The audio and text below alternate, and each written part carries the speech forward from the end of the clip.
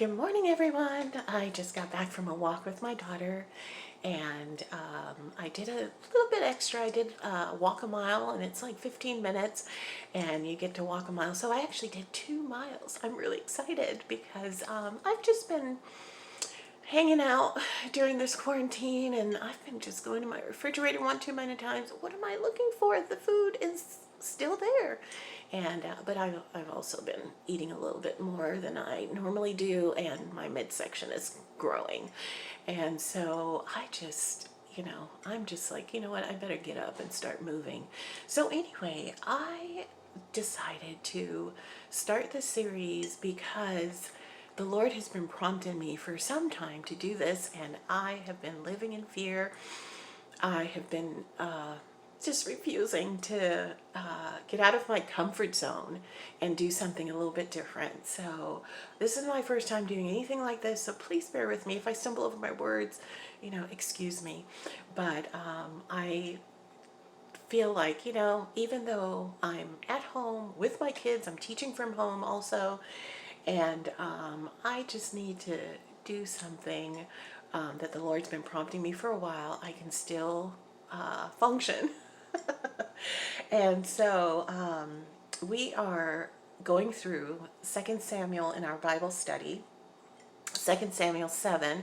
We're studying the life of David. So we started with 1 Samuel, but now we've moved on. And so at this point in time, David has he's built himself a palace, a beautiful palace. And now he's kind of looking around and he's saying, you know what? I live in this great palace, but the sacred chest in a cedar palace, and then this sacred chest is still in a tent. And so he's starting to feel a little bit uncomfortable because he's living great and wonderful, and he's feeling like, I need to do something for the Lord. And Nathan replied to him, and he says, you know what? The Lord is with you, so do what you want. And so that night, the Lord told Nathan, go to David and give him this message. And he said, David, you are my servant, so listen to what I say. And he says, why should you build a temple for me? I didn't have a temple when I brought my people out of Egypt, and I don't have to live in one now. So a tent has always been my home wherever I have gone with them. So I choose leaders, and I told them to be like shepherds for my people, Israel.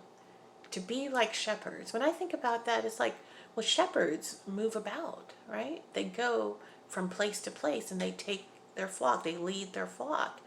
So God wants to reside with us wherever we go. He's not in a building, right?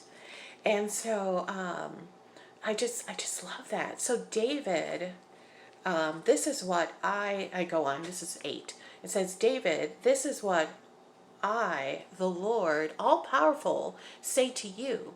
I brought you in from the fields where you took care of sheep, and I made you the leader of my people. So wherever you went, I helped you and destroyed your enemies right in front of your eyes. God is with us, people. God is with us. He goes with us wherever we go. I love that. I'm so comforted by that, by knowing that God is with me wherever I go.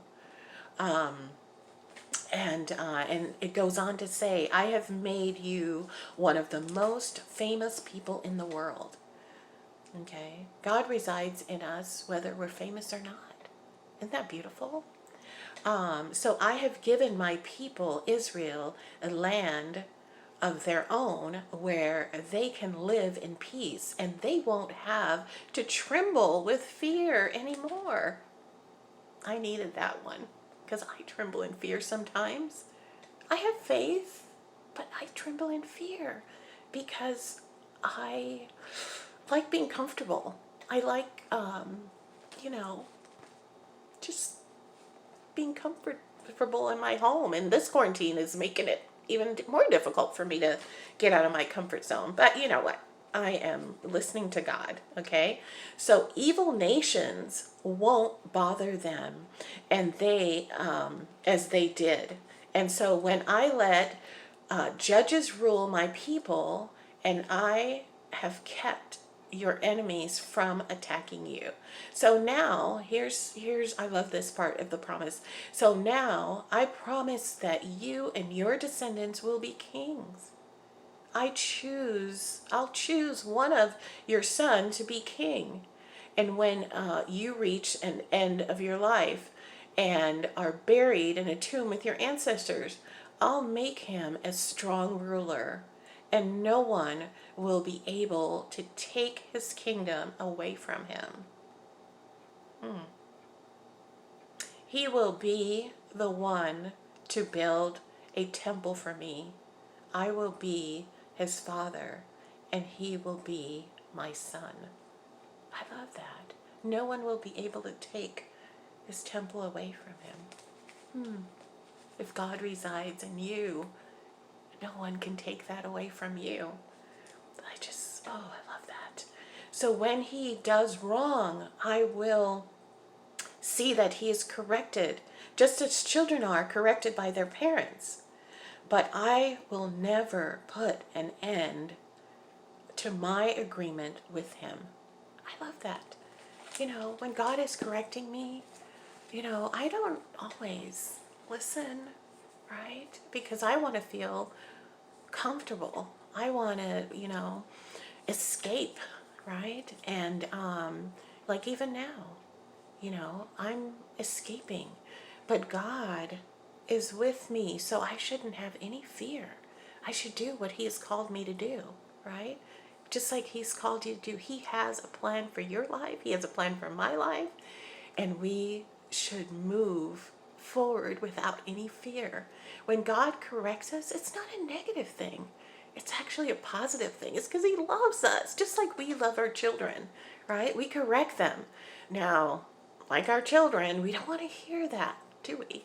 Sometimes we don't want to hear that. We don't want to give in to correction, but it's a positive thing. And I just love this series because we are all learning and growing. Even the most seasoned of us are making discoveries. And I love that about the Word of God, because this Word is alive. It's alive and well. And I just pray that you have a wonderful day today. And don't forget, enjoy your coffee.